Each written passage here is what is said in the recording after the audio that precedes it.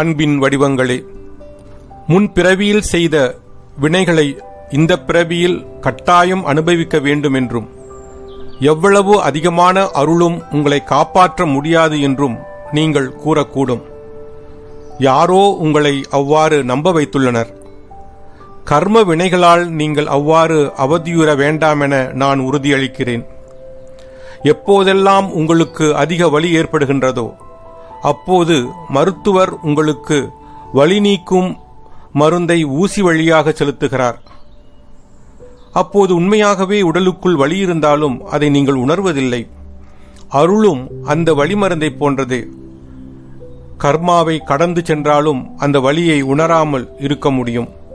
கர்மாவை நீங்கள் அனுபவித்தாலும் அதன் கொடிய விளைவுகளிலிருந்து நீங்கள் அறியாமலேயே உங்களை அருளானது காப்பாற்றிவிடும்.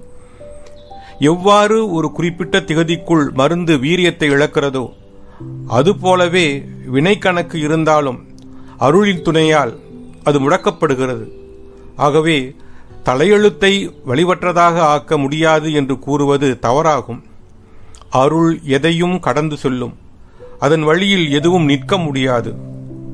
அந்த அருள் சர்வ வல்லமை பொருந்திய இறைவனின் அருள் என்பதை நினைவில் கொள்ளுங்கள்.